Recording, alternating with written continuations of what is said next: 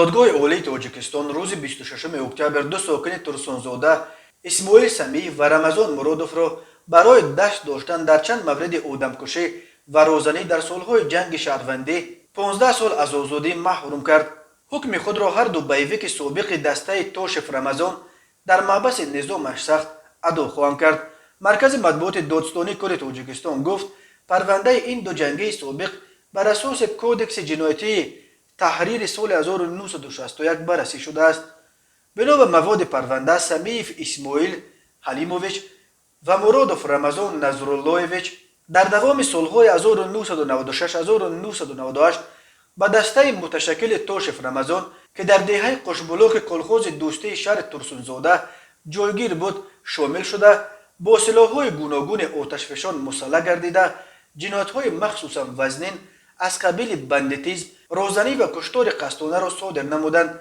توشف رمضان یک فرمانده سابق فرانت خلقی در ترسونزاده بود که به عباد بایماتوف ملقب به کلی عباد، یکی از بهرامترین فرماندهان فرانت خلقی در وادی ایسار در سالهای جنگ شهروندی تاجیکستان اطاعت میکرد. کلی عباد بعدا به آشوب پلکوونیک محمود خدایبردی پیوست، از تاجیکستان فرار کرد و چند بعد جسد تیرخورده‌اش را در مرز ازبکستان با تاجیکستان پیدا کردند.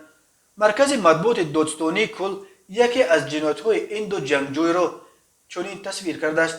14 آگوست سال 1997 تخمینا ساعت 23:00 سمیف از روی مصلحت پیشکی با هم مسلکانش شکوروف، صلاحوف، مرادوف، حیدروف با سلاح‌های آتشفشان تمغه کلاشنیکوف مسلح شده با автомاشین تمغه وز 21011 تحت اداره مرادوف به دهه کریموف کلخوز دوستی شهر ترسونزاده به خانه اشوروف چوپانقل و اشوروف ولیجان آمده با تهدید کشتن از آنها مبلغ پولی طلب نمودند.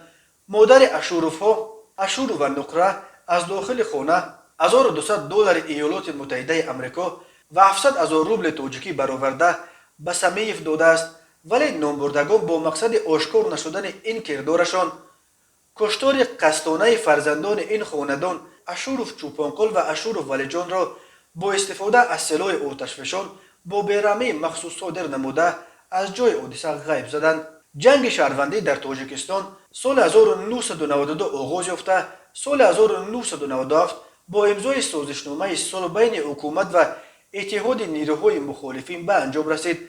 در سالهای جنگ شهروندی تاجیکستان هزاران نفر از ساکنان آسایشته قربان حمله‌های رهزنانه جنگجویان مسلح از هر دو طرف جنگ شدند.